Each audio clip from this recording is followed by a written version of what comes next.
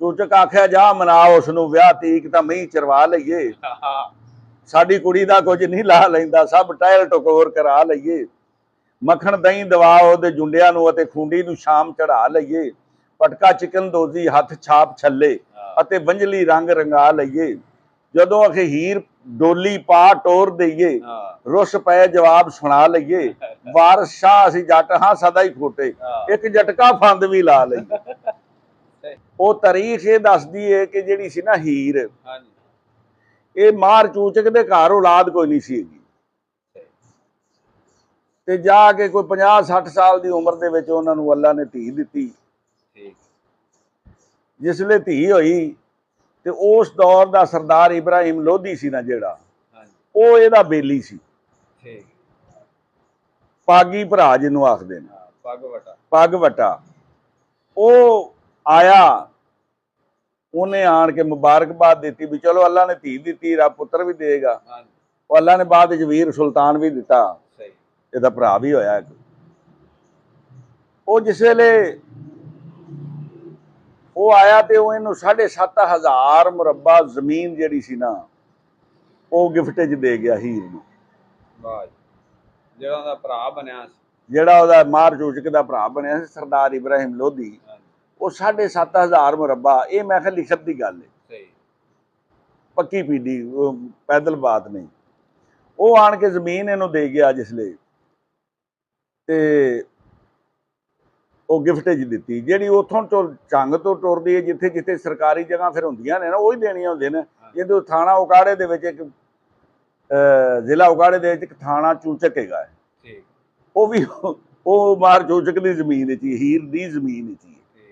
ਉਹਦਾ ਨਾਂ ਹੈ ਚੂਚਕ, ਪਿੰਡ ਦਾ ਨਾਂ, ਉਹ ਕਸਬਾ ਜਿਹਾ ਸੀ। ਅੱਛਾ, ਹੁਣ ਇਹ ਜੱਟ ਸਨ ਕਮਲੇ, ਉਹਨਾਂ ਨੇ ਇਹ ਕੀਤਾ ਕਿ ਹੀਰ ਬੜੀ ਖੂਬਸੂਰਤ ਸੀ। ਜਿਹੜੇ ਇਹਦਾ ਨਾਂ, ਅਸਲ ਨਾਂ ਹੈ ਨਾ ਜਿਹੜਾ, ਇਹਦਾ ਨਾਂ ਹੈ ਇੱਜ਼ਤ ਬੀਬੀ। ਅੱਛਾ। ਉਹ ਜਿਹੜੀ ਥੋੜੀ ਜਿਹੀ ਵੱਡੀ ਹੋਈ ਨਾ, ਤਾਂ ਉਹਨਾਂ ਆਖਿਆ ਵੀ ਆਹ ਤਾਂ ਬੜੀ ਸੋਹਣੀ ਹੈ, ਹੀਰੀ ਹੈ। ਅੱਛਾ। ਇਹ ਜਿਹੜੀਆਂ ਹੁੰਦੀਆਂ ਨੇ ਨਾ ਇਹਨਾਂ ਦੀਆਂ ਮੱਝਾਂ ਦੀਆਂ ਕੱਟੀਆਂ, ਉਹਨਾਂ ਨੂੰ ਜਾਂ ਮੱਝਾਂ ਨੂੰ ਵੀ ਇਹ ਆਖ ਲੈਂਦੇ ਨੇ ਹੀਰੀ। ਜਿਵੇਂ ਅਸੀਂ ਕਿਸੇ ਆਪਦੇ ਪੁੱਤਰ ਨੂੰ ਹੀਰਾ ਆਖਦੇ ਨੇ, ਵਿਆਹ ਦਾ ਮੇਰਾ ਪੁੱਤਰ ਹੀਰਾ ਹੈ, ਹੀਰਾ ਹੈ, ਐਸਾ। ਉਹ ਇਹਨੂੰ ਹੀਰੀ ਹੀਰੀ ਆਖਣ, ਤੇ ਹੀਰੀ ਤੋਂ ਹੀਰ ਦੇ ਲਫ਼ਜ਼ਾਂ 'ਚ ਬਦਲ ਗਈ। ਹੁਣ ਅਜੇ ਛੋਟੀ ਸੀ, ਜਿਸ ਤਰ੍ਹਾਂ ਮੇਰੇ ਕੋਲ ਬੱਚਾ ਬੈਠਾ ਹੈ, ਤੇ ਉਹਨਾਂ ਆਖਿਆ ਵੀ ਯਾਰ ਇਵੇਂ ਕਰੀਏ ਕਿ ਏਡਾ ਸੋਹਣਾ ਹੀ ਇੱਕ ਮੁੰਡਾ ਲੱਭੀਏ, ਜਿਹਦੇ ਨਾਲ ਇਹਦੀ ਸ਼ਾਦੀ ਕਰਨੀ। ਉਹ ਜੇ ਜਵਾਨ ਹੀ ਨਹੀਂ ਸਨ, ਬੱਚੇ ਸਨ। ਉਹ ਮਰਾਸੀ ਕੰਮੀ ਲਾਗੀ ਟੁਰ ਪਏ। ਉਹਨਾਂ ਬੜੇ ਰਿਸ਼ਤੇ ਵਿਖਾਲੇ, ਜਿਨ੍ਹਾਂ ਦੇ ਵਿੱਚੋਂ ਜਿਹੜਾ ਸੀ ਨਾ ਮੌਜ ਖਾਂ ਚੌਧਰੀ ਦਾ ਪੁੱਤਰ, ਜਿਹੜਾ ਨਾ ਰਾਂਝੇ ਦਾ ਬਾਪ, ਉਹਦਾ ਨਾਂ ਸੀ ਮੌਜ ਖਾਂ। ਸੈयद ਵਾਰ ਸ਼ਾਹ ਨੇ ਉਹਨੂੰ ਮੌਜੂ ਦੇ ਨਾਮ ਤੇ ਪੁਕਾਰਿਆ, ਮੌਜੂ ਚੌਧਰੀ ਪਿੰਡ ਦੀ ਪਾਣ ਵਾਲਾ। ਅੱਛਾ, ਉਹਦਾ ਪੁੱਤਰ ਧੀਦੋ ਰਾਂਝਾ ਸੀ ਨਾ ਜਿਹੜਾ, ਉਹ ਸਿਲੈਕਟ ਕੀਤਾ। ਹੁਣ ਰਾਂਝਾ ਆਪਣੇ ਬਾਪ ਦੀ ਝੋਲੀ 'ਚ ਬਹਿ ਗਿਆ, ਹੀਰ ਆਪਣੇ ਬਾਪ ਦੀ ਝੋਲੀ 'ਚ ਬਹਿ ਗਈ। ਉਹਨਾਂ ਦਾ ਨਿਕਾਹ ਹੋ ਗਿਆ। ਇਹ ਬਚਪਨ ਦੀਆਂ ਗੱਲਾਂ, ਬਚਪਨ ਦੀਆਂ ਗੱਲਾਂ। ਜਿਸ ਵੇਲੇ ਨਿਕਾਹ ਹੋ ਗਿਆ ਨਾ, ਤਾਂ ਜਿਸ ਵੇਲੇ ਜਵਾਨ ਹੋਏ ਦੋਵੇਂ, ਤੇ ਉਸ ਵੇਲੇ ਜਿਹੜੇ ਸਨ ਨਾ ਰਿਸ਼ਤੇਦਾਰ ਅਜ਼ੀਜ਼ੋ ਅਕਾਰਬ, ਉਹਨਾਂ ਆਖਿਆ ਵੀ ਤੁਸਾਂ ਇਹ ਕੀ ਕੀਤਾ ਹੈ ਕਿ ਰਾਂਝਿਆਂ ਨੂੰ ਸਾਕ ਦੇ ਦਿੱਤਾ ਹੈ। ਸੈयद ਵਾਰ ਸ਼ਾਹ ਨੇ ਉਹਨੂੰ ਲਿਖਿਆ ਵੀ ਹੈ, ਕਦੀ ਰਾਂਝਿਆਂ ਨਾਲ ਨਾ ਸਾਕ ਕੀਤਾ, ਨਹੀਂ ਦਿੱਤੀਆਂ ਅਸਾਂ ਕੁੜਮਾਈਆਂ ਹੋਏ, ਕਿੱਥੋਂ ਰੁਲਦਿਆਂ ਖੁਲਦਿਆਂ ਆਇਆਂ ਨੂੰ ਮਿਲਣ ਇਹ ਸਿਆਲਾਂ ਦੀਆਂ ਜਾਈਆਂ ਹੋਏ। ਸਿਆਲਾਂ ਦੀਆਂ ਜੰਮੀਆਂ ਆਖੇ ਉਹਨਾਂ ਨੂੰ ਮਿਲਣ। ਉਹਨਾਂ ਆਖਿਆ ਜ਼ਮੀਨ ਵੀ ਸਾਰੀ ਰਾਂਝੇ ਹੀ ਲੈ ਜਾਣਗੇ। ਹੁਣ ਕੀ ਕਰੀਏ ਬਈ? ਮਲਕੀ ਨੇ ਸਲਾਹ ਦਿੱਤੀ ਵੀ ਮੇਰਾ ਭਤੀਜਾ ਹੈਗਾ ਵੇ ਸੈਦਾ, ਉਹਨੂੰ ਅਗਰ ਰਿਸ਼ਤਾ ਦਿੱਤਾ ਜਾਏ ਨਾ, ਤੇ ਉਹ ਆਪਣੇ ਨਾਲ ਜ਼ਮੀਨ ਦਾ ਮੁਤਾਲਬਾ ਨਹੀਂ ਕਰਦਾ। ਉਹਨਾਂ ਆਖਿਆ ਬਿਲਕੁਲ ਠੀਕ ਹੈ। ਹਾਲਾਂਕਿ ਸੈਦਾ ਖੇੜਾ ਸੀ ਨਾ ਜਿਹੜਾ, ਉਹ ਸ਼ਾਦੀशुदा ਸੀ, ਉਹਦੇ ਕੋਲ ਬੱਚੇ ਵੀ ਹੈਗੇ ਸਨ। ਉਹਨਾਂ ਮਨਸੂਬਾ ਬਣਾਇਆ, ਰਾਂਝੇ ਨੂੰ ਪਤਾ ਲੱਗਿਆ, ਉਹ ਇੱਥੇ ਆ ਜਾਂਦਾ ਹੈ ਝੰਗ ਦੇ ਵਿੱਚ ਕਿ ਮੈਂ ਉਹ ਕੋਈ ਆਪਣਾ ਕੰਮ ਸਿੱਧਾ ਪੱਧਰਾ ਕਰਾਂ, ਮੇਰੀ ਉਹਦੇ ਨਾਲ ਮੰਗਣੀ ਹੋਈ ਹੈ, ਆਪਣਾ ਨਿਕਾਹ ਪੜਿਆ ਹੈ। ਉਹਦੇ ਕੋਲੋਂ ਕੰਮ ਵੀ ਕਰਵਾਈ ਗਏ ਨੇ, ਮੱਝਾਂ ਵੀ ਚੁਰਾਈ ਗਏ ਮੱਝਾਂ ਵੀ ਚੁਰਵਾਈ ਗਏ ਨੇ ਔਰ ਉਹ ਆਸ਼ਿਕ ਲੋਕ ਸਨ ਤੇ ਸੱਚੇ ਸਨ ਹਾਂਜੀ ਤੇ ਮੱਝਾਂ ਵੀ ਚੁਰਵਾਈ ਗਏ ਨੇ ਤੇ ਕੰਮ ਵੀ ਕਰਵਾਈ ਗਏ ਨੇ ਤੇ ਰਿਸ਼ਤਾ ਅੰਦਰ ਦੇ ਖਾਨੇ ਉਧਰ ਖੇੜਿਆਂ ਵਾਲੇ ਕਰਦੇ ਨੇ ਪਏ। ਜਿਸ ਵੇਲੇ ਖੇੜਿਆਂ ਦੀ ਜੰਜ ਆਈ ਨਾ ਤਾਂ ਹੀਰ ਇਨਕਾਰੀ ਹੋ ਗਈ ਸਹੀ ਕਿ ਜਿਹੜਾ ਨਾ ਮੈਂ ਨਿਕਾਹ ਨਹੀਂ ਪੜਨਾ, ਮੇਰਾ ਨਿਕਾਹ ਤਾਂ ਪੜਿਆ ਹੈ ਪਹਿਲੇ। ਉਹਦੇ ਸਾਰੇ ਸਬੂਤ ਨੇ ਨਾ ਜਿਹੜੇ ਉਹ ਸੈਯਦ ਵਾਰਿਸ ਸ਼ਾਹ ਨੇ ਆਪਣੀ ਕਿਤਾਬ ਦੇ ਵਿੱਚ ਦਰਜ ਕੀਤੇ ਹੋਏ ਨੇ, ਲਿਖੇ ਹੋਏ ਨੇ। ਉਹ ਇਸ ਤਰ੍ਹਾਂ ਆਖਦੇ ਨੇ ਕਿ ਇੱਕ ਵਾਰ ਨਾ ਇਹਨਾਂ ਆਖਿਆ ਵੀ ਇਹਨੂੰ ਰਾਂਝੇ ਨੂੰ ਕੱਢ ਦਿਓ ਇੱਥੋਂ। ਜਿਸਲੇ ਰਾਂਝੇ ਨੂੰ ਕੱਢ ਦਿੱਤਾ ਨਾ ਤਾਂ ਮੱਝੀ ਨਾ ਚਰਨ ਤੇ ਰਾਂਝਾ ਉੱਥੇ ਹੀ ਫਿਰਦਾ ਹੈ ਪਿਆ।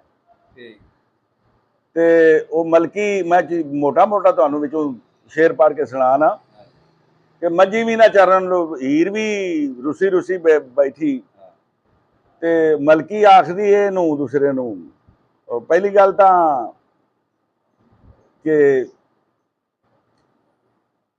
ਰਾਂਝਾ ਹੋ ਹੈਰਾਨ ਦਲਗੀਰ ਬੈਠਾ, ਮਿਲਿਆ ਸਾਫ਼ ਜਵਾਬ ਜਾਂ ਕਾਰ ਦਾ ਹੀ। ਖੱਜਲ ਰਾਤ ਦਿਨ ਹੋਇਆ ਹਾਂ ਬਰਸ 12, ਵਿੱਚ ਬੇਲਿਆਂ ਦੇ ਮੱਝੀ ਚਾਰਦਾ ਹੀ। ਪੱਕੇ ਅੰਬ ਅਨਾਰ ਤਾਂ ਧੱਕਾ ਮਿਲਿਆ, ਰਾਖਾ ਰਿਹਾ ਜੋ ਬਾਗ ਬਹਾਰ ਦਾ ਹੀ। ਕੀਤੀ ਕਤਰੀ ਕਾਰ ਬਰਬਾਦ ਹੋਈ, ਦੁੱਖ ਮਿਹਨਤੀ ਨੂੰ ਮਾਰੇ ਕਾਰ ਦਾ ਹੀ।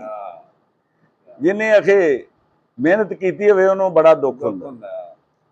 ਖੈਰ ਉਸ ਤੋਂ ਬਾਅਦ ਉਹ ਖੱਜਲ ਖਰਾਬ ਹੋਣ ਲੱਗ ਪਏ। ਰਾਂਝਾ ਤਾਂ ਸਬਰ ਕਰ ਗਿਆ ਤੇ ਮਲਕੀ ਗੱਲ ਸੁਣਾਉਂਦੀ ਝੂਚਕੇ ਨੂੰ ਕਿ ਲੋਕ ਬਹੁਤ ਦਿੰਦੇ ਬਦ ਦੁਆ ਮੀਆਂ, 12 ਬਰਸ ਮੱਝੀ ਉਸ ਚਾਰੀਆਂ ਨੀ, ਕੀਤੀ ਜ਼ਰਾ ਨਾ ਚੂੰ ਚਰਾ ਮੀਆਂ।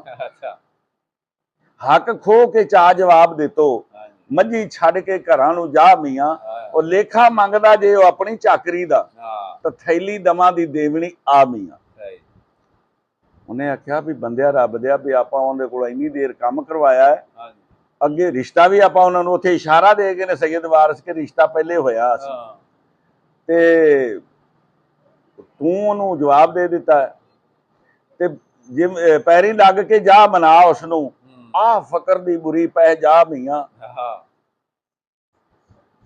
ਜਿਵੇਂ ਜਾਣ ਸੇ ਤਿਵੇਂ ਲਿਆ ਉਸਨੂੰ, ਆਖੀ ਹੀਰ ਦਾ ਹੋ ਖੈਰ ਖੁਆ ਮੀਆਂ। ਇਸ ਤਰ੍ਹਾਂ ਕਰਕੇ ਸੈਯਦ ਵਾਰਿਸ ਸ਼ਾਹ ਨੇ ਉਹ ਸਾਰਾ ਹਵਾਲਾ ਦਿੱਤਾ ਹੈ। ਤੇ ਉਹ ਫਿਰ ਅੱਗੋਂ ਚੂਚਕ ਆਖਦਾ ਕਿ ਚੂਚਕ ਆਖਿਆ ਜਾ ਮਨਾ ਉਸਨੂੰ, ਵਿਆਹ ਤੀਕ ਤਾਂ ਮਹੀਂ ਚਰਵਾ ਲਈਏ।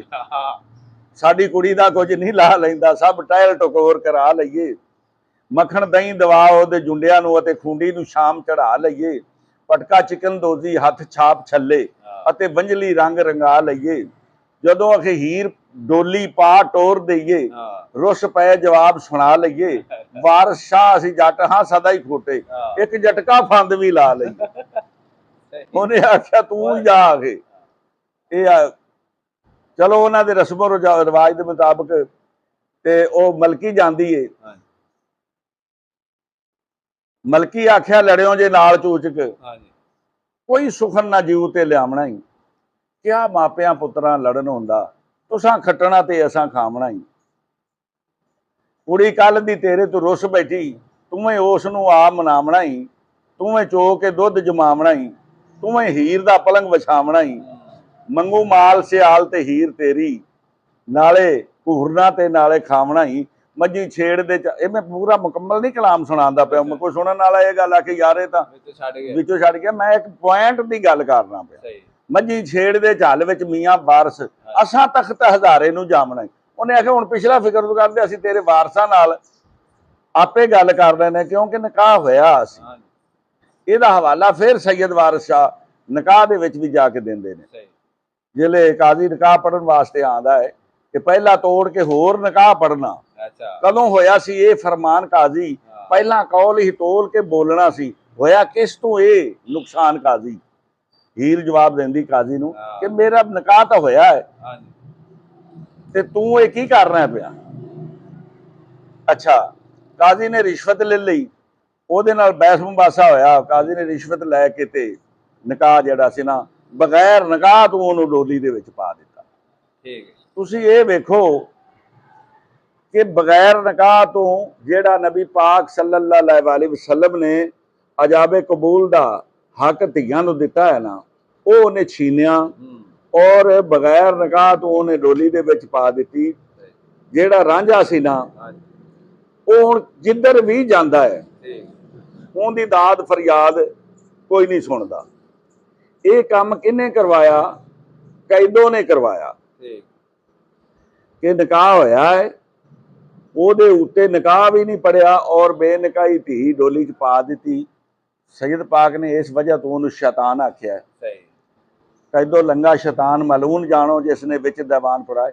ਇਹਦਾ ਬਾਤਨੀ ਜਿਹੜਾ ਮਹਿਨਾ ਹੈ ਉਹਦੇ ਨਾਲ ਵੀ ਬੜਾ ਤਲਕ ਹੈ। ਸਹੀ ਜਿਸ ਵੇਲੇ ਹਜ਼ਰਤ ਇਨਸਾਨ ਨੂੰ ਅੱਲਾਹ ਦੀ ਜ਼ਾਤ ਪਾਕ ਨੇ ਬਣਾਇਆ ਨਾ, ਹਾਂਜੀ ਤੇ ਉਸ ਲਈ ਸ਼ੈਤਾਨ ਜਿਹੜਾ ਸੀ ਨਾ ਉਹ ਖਾਮੋਸ਼ ਬੈਠਾ ਸੀ ਠੀਕ ਕਿ ਇਹ ਜਿਹੜਾ ਨਾ ਦਾਨ ਅੱਲਾਹ ਦੀ ਜ਼ਾਤ ਪਾਕ ਨੇ ਕਰਨਾ ਹੈ ਨਾ ਜਿਹੜਾ, ਹਾਂਜੀ ਇਹ ਮੈਨੂੰ ਹੀ ਮਿਲੇਗਾ। ਹਾਂ ਮੈਂ ਇੰਨਾ ਕਾਬਲ ਹਾਂ ਕਿ ਮੈਨੂੰ ਮਿਲ ਜਾਏਗਾ। ਅੱਛਾ, ਉਹਨੇ ਸਵਾਲ ਨਹੀਂ ਸੀ ਕੀਤਾ। ਐਵੇਂ ਕੈਦੋ ਵੀ ਸਵਾਲ ਨਹੀਂ ਸੀ ਕਰਦਾ।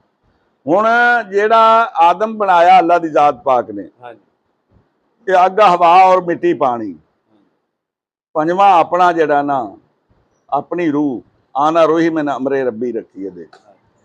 ਅੱਛਾ, ਇਹ ਹੁਣ ਸ਼ੈਤਾਨ ਨੂੰ ਤਾਂ ਅਲਾਟ ਹੋ ਹੀ ਨਹੀਂ ਸੀ ਸਕਦਾ ਕਿਉਂਕਿ ਉਹ ਤਾਂ ਆਤਸ਼ ਦੇ ਵਿੱਚੋਂ ਸੀ ਉਹ ਕੁਆਲੀਆਂ ਨਹੀਂ ਹੈਗੀਆਂ ਤੇ ਸੰਦੇ ਫਰਿਸ਼ਤੇ ਉਹਦੇ ਚੋਂ ਕੁਆਲਿਟੀ ਨਹੀਂ। ਫਰਿਸ਼ਤੇ ਸਨ ਜਿਹੜੇ, ਔਰ ਉਹਦਾ ਉਹ ਚਾਹੀਵਾਨ ਆਏ ਸੀ।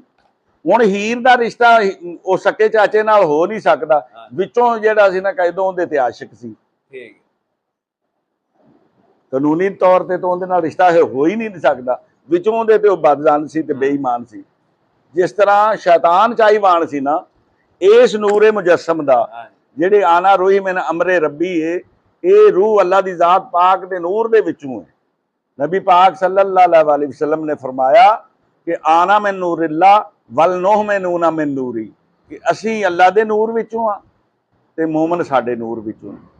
इस नूर दा चाहिवान ਉਹ ਵੀ ਸੀ कि ਇਹ इनाम मैनू मिले, पर ਉਹਨੂੰ मिल नहीं सी सकदा, ਉਹ ਇਸ ਲਾਇਕ नहीं ਸੀ। इस तरह कैदो भी इस लायक नहीं सी कि ਉਹਨੂੰ ਉਹਦੀ ਉਹ ਭਤੀਜੀ ਲੱਗਦੀ ਸੀ, ਉਹਨੂੰ ਇਹ ਰਿਸ਼ਤਾ ਰਬਾ ਹੀ ਨਹੀਂ ਸੀ।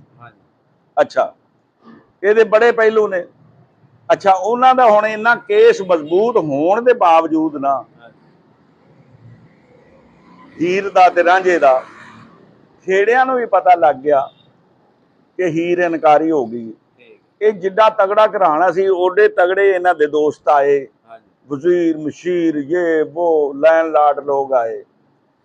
ਉਹ ਜਿੱਥੇ ਜਿੱਥੇ ਵੀ ਗਏ ਨਾ ਵਾਪਸ, ਉਹਨਾਂ ਇਹ ਸਾਰੀ ਦਾਸਤਾਨ ਜਿਹੜੀ ਸੀ ਨਾ ਆਪੋ ਆਪਣੇ ਇਲਾਕੇ ਦੇ ਵਿੱਚ ਸੁਣਾਈ ਵੀ ਉੱਥੇ ਬੜਾ ਵੱਡਾ ਜ਼ੁਲਮ ਹੋਇਆ।